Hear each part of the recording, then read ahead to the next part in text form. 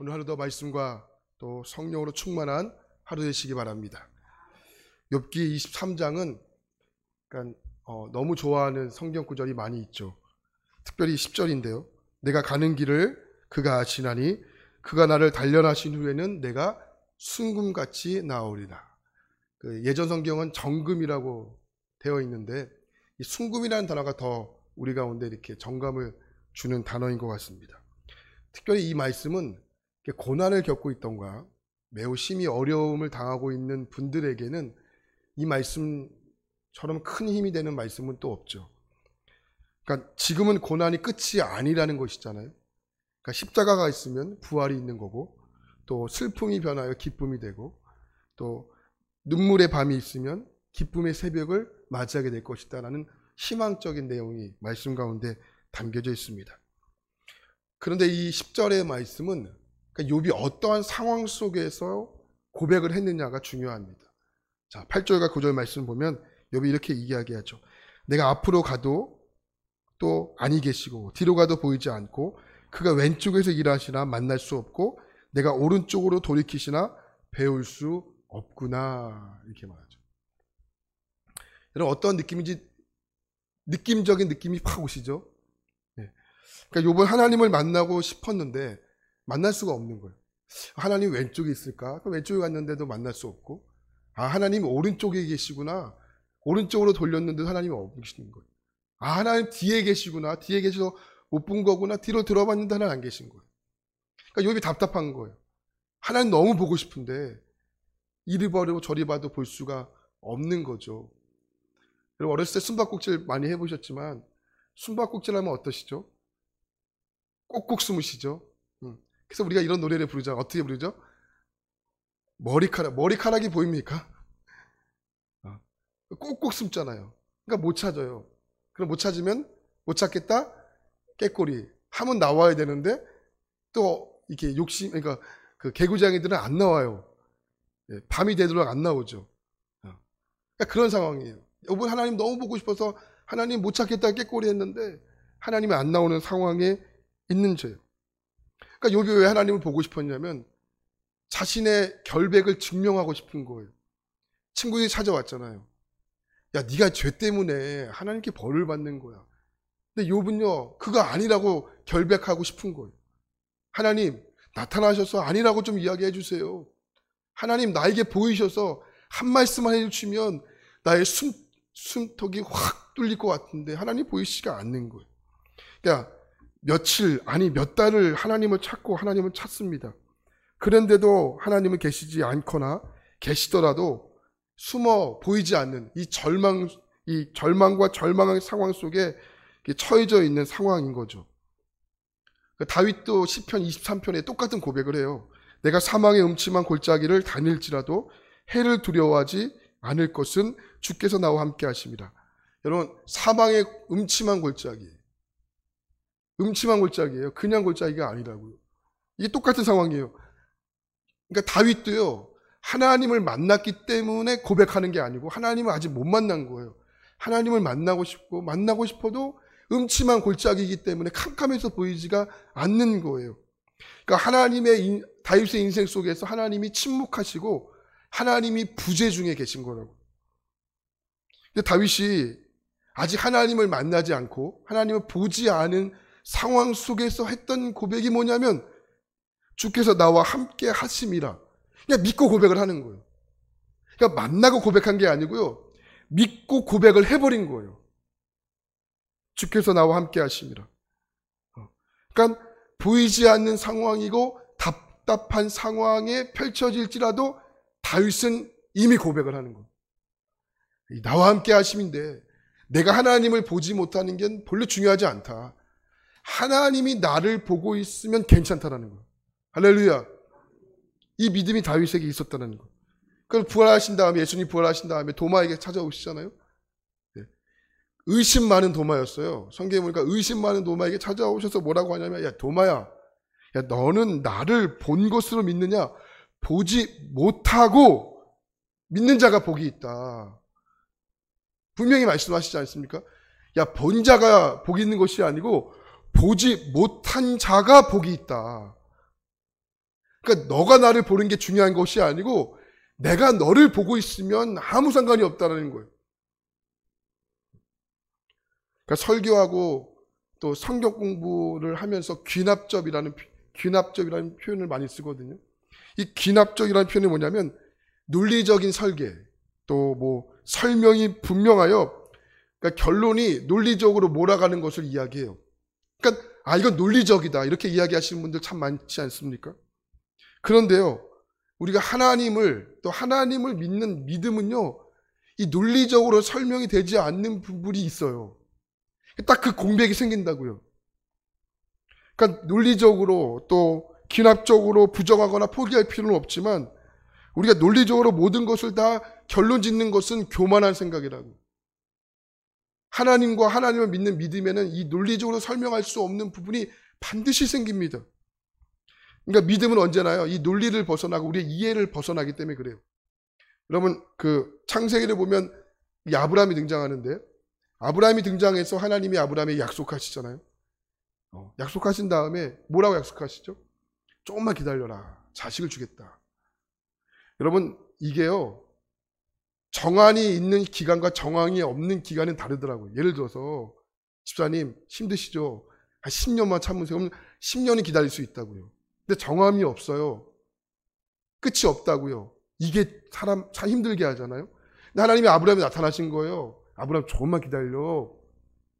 그러면 자식을 줄 거야. 근데 여러분 몇 년 지났죠? 25년이 지났다고요. 이게 짧은 시간입니까? 아니라고요. 그러니까 저는요, 하나님 왜 아브라함에게 25년 동안에 약속하시고도 자식을 주지 않았는지를 이게 귀납적으로 설명할 수가 없는 거예요. 논리적으로 설명할 수가 없다고요. 하나님은 나름대로 다 논리가 있겠죠. 하나님 나름대로 방법이 있겠죠. 하지만 그것을 보는 저의 입장에서는 그 논리적으로 설명할 수가 없어요. 왜 25년일까? 그러니까 딱 공백이 생긴더라고요. 다윗에게도 하나님께서 왕으로 기름 부음을 받고 곧바로 왕이 된 게 아니잖아요. 수많은 어려운 그 여러 가지 일들을 다 경험하지 않았습니까? 13년 동안 왜 하나님 그 다윗에게 어려움을 주셨는지 논리적으로 기납적으로 설명할 수 있는 방법이 없다고요. 근데 우리는 알잖아요. 왜요? 성경을 통해서 13년이 걸렸구나, 25년이 걸렸구나 아는 거잖아요. 근데 아브라함과 다윗은 그걸 몰랐다고요. 하나님은 논리적으로 설명할 수 있는 방법이 없습니다. 그런데 어떻게 되었습니까? 결국 하나님 주셨잖아요. 결국은 다윗을 왕으로 기름 부었지 않습니까? 그러니까 성경과 우리가 하나님의 믿는 믿음은요, 이 귀납적으로 설명할 수 없는 부분이 반드시 생긴다라는 겁니다. 1983년에 연세대학교 채플 시간에 한 학생이 드렸던 기도, 아마 여러분들 다 드려봤던 기도였을 것 같습니다. 이 살림이라는 인터넷 기사에 이 기도에 올라왔는데 이 기도가 가히 충격적입니다. 기사의 제목은 그래요. 주여 당신의 뜻이 무엇입니까? 이런 기도의 제목인데 한번 제가 그 기도를 한번 읽어드릴게요. 당신의 뜻을 더 이상 우리가 이 땅에서 실현할 자신이 없습니다. 아니 힘들어서 못해 먹겠습니다. 우리 보고 회개하라고요? 우리가 죄인이라고요? 정말 울며 불며 회개할 것은 내가 아니라 당신 하나님이십니다. 죄인 중에 죄인은 바로 당신입니다. 당신이 이제 회개할 때입니다. 광주에서 수많은 학생들이 죽어갈 때 당신은 도대체 무엇을 하셨습니까? 당신은 도대체 어디에 계셨습니까? 당신의 뜻은 무엇입니까? 당신의 뜻을 이 땅에서 이루어갈 자신이 없습니다. 아니 힘들어서 못해 먹겠습니다. 연약한 우리에게, 악의 무리에게 대항하게 하지 말고 당신이 직접 싸우십시오. 정말 회개할 것은 당신의 실패작인 우리가 아닙니다. 아무것도 하지 않는 바로 당신 하나님입니다. 우리는 당신의 아들 예수처럼 죽기 위해서 존재하는 자들이 아닙니다. 불쌍하신 하나님, 우리 같은 것을 앞세워 당신의 나라를 만들겠다는 하나님, 당신은 죽은 분이 아니십니까? 당신이 그렇게 사랑하셔서 당신이 죽인 예수님의 이름으로 기도합니다. 그 수많은 학생들이 그 기도를 듣고 아멘하지 못합니다. 아멘할 수 있겠습니까? 그러니까 아마 그 이제 민주화에 그 대항하다가 지쳤던 한 학생의 절규의 기도였던 것 같습니다. 아마 이 학생은 역사와 또 나라를 위해 투쟁하다가 지쳤던 것 같습니다. 그러다 어쩌면 그 힘듦과 지침이 믿음까지 이어졌던 것 같아요. 그러니까 하나님을 죽었다고 고백하지가 않습니까? 그러니까 우리도 하나님이 이렇게 무능력하게 보일 때가 왜 없겠습니까? 하나님이 이해할 수 없을 때가 여러분 왜 없겠습니까? 저와 여러분들이 여기 100% 하나님을 다 이해하기 때문에 여기 나오신 분들이 여러분 과연 몇 분이나 계시겠습니까? 여러분 하나님이 다 이해가 되십니까? 하나님이 하신 일들이 다 동의가 되십니까? 분명히 있다고요. 마치 하나님이 계시지 않는 것처럼, 옆으로 봐도 앞으로 봐도 하나님이 보이지 않는 것처럼, 그런 절망적인 상황, 답답한 상황, 등을 돌리는 상황이 오늘 우리 가운데는 왜 없겠습니까? 욥도요 그와 같은 이야기를 하는 거예요. 8절과 9절에 보면 뒤로 가도 보이지 않고 앞으로 가도 보이지 않고 오른쪽으로 가도 보이지 않다. 그런데요 욥이 그 다음 10절에서 이렇게 고백을 하는 거예요. 10절 말씀 보면 그러나, 이 그러나는 뭡니까? 이게 반절 아니겠습니까? 그러나 내가 가는 길을 그가 아시나니 그가 나를 단련하신 후에는 내가 순금같이 되어 나오리라. 옆으로 가도 앞으로 가도 보이지 않는 하나님 숨어 계시는 상황은 여전한데요, 믿음은 욥은 고백을 해버리는 거예요. 아, 옆으로 가도 앞으로 가도 하나님 보이지 않지만 그거 중요하지 않다. 내가 하나님을 못 보는 거 별로 중요하지 않다. 하나님이 보고 계시면 된다. 할렐루야. 이 믿음이 있었다는 거예요. 그러고서 11절과 12절 말씀 보니까 욥이 어떻게 그렇게 될 수 있었는지 상황을 설명하는데, 내 발이 그의 걸음을 바로 따라갔으며 내가 그의 길을 지쳐 치우치지 아니하였고 내가 그의 입술의 명령을 어기지 아니하고 정한 음식보다 그의 입의 말씀을 귀히 여겼도다. 욥은 12절에서 자신을 그와 같은 태도를 이야기하지 않습니까? 자신이 매일같이 먹는 정한 음식보다 뭐가 귀하다는 거예요? 말씀이 귀하다는 거예요. 시편 119편의 말씀 보니까 하나님의 말씀은 내 발에 빛이고 또 내 걸음에 빛이라고 이야기하지 않습니까? 여러분 여기서 나오는 빛은요, 이게 투광기가 아니에요. 투광기는 우리가 가는 그 먼 길까지 보여주는 길이잖아요. 근데요 여기서의 빛은 이게 렌트예요. 렌트. 손전등이라고요. 그게 뭡니까? 내가 하루하루 가는 길을 비춰주는 거예요. 말씀은 그런 역할입니다. 여러분 우리가 가는 길을 하나님 다 보여주시면 여기 정말 오늘 말씀처럼 그 길을 똑바로 걸어갈 사람들이 몇 명이 있겠습니까? 그렇지 않다고요. 우리가 미래에 대해서 궁금한 게 뭡니까? 여러분 우리가 미래에 대해서 다 안다고 우리가 제대로 살 수 있는 자신이 있는 교만한 사람들이 여기 있습니다. 못 산다고요. 그래서 하나님 그거 아신다고. 인간의 연약함과 교만함을 아시기 때문에 우리의 길을 어떻게 비춰주신다는 거예요? 렌트로 비춰주신다는 거예요. 우리가 가는 그 바로 앞의 길만 비춰주신다는 거예요. 그래야지 하나님을 의지하기 때문에, 그래야 하나님을 붙잡기 때문에 하나님이 일부러 그렇게 하신다는 거예요. 할렐루야. 그래서 욥이 고백을 하는 거잖아요. 내가 매일같이 먹는 음식보다 그의 입에서 나오는 말씀이 귀하도다.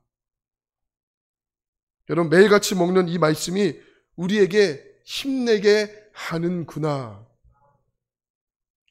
아, 욥을 보면서 왜 욥의 믿음을 이야기합니까? 욥이 허물이 없어서입니까? 아니죠. 욥기 찾아보면서 욥은 허물이 많았던 인물입니다. 욥에게는 허물과 연약한 면모가 있었습니다.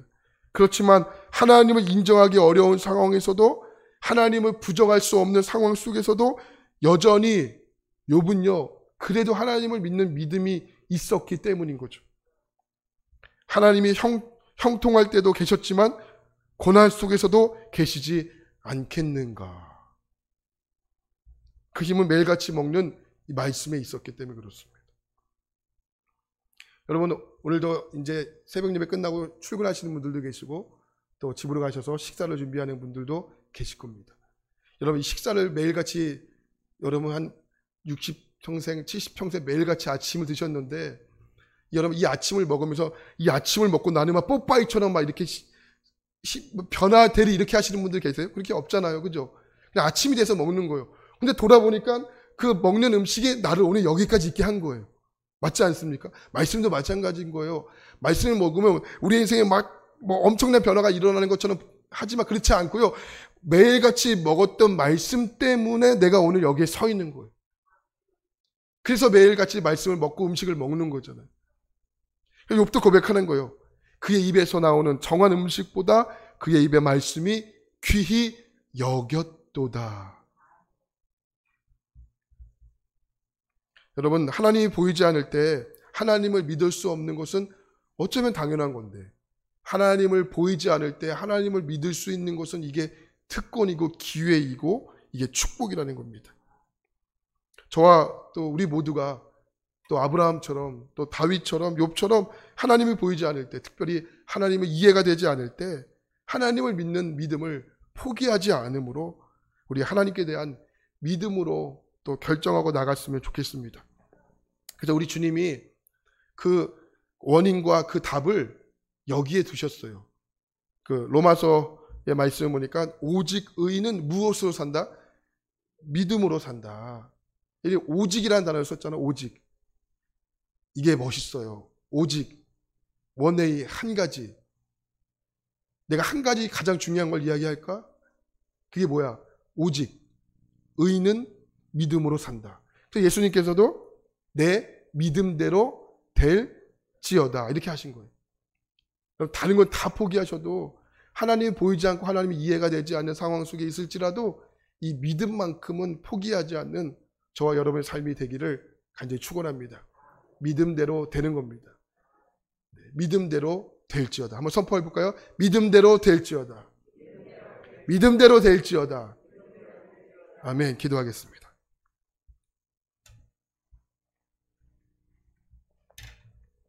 믿음대로 될지어다. 믿음은 되는 것입니다. 하나님, 물론 우리의 생각과 하나님의 뜻이 어찌 같을 수 있겠습니까? 그러나 믿음대로 될지어다. 우리 예수님께서도 믿음대로 될지어다 말씀하셨고요. 또 로마서에서도 믿음대로 된다. 오직 의인은 믿음대로 된다. 하박국에서도 오직 의인은 믿음대로 된다. 하나님은 그 우리가 되는 인생의 키워드를 믿음에 두셨습니다.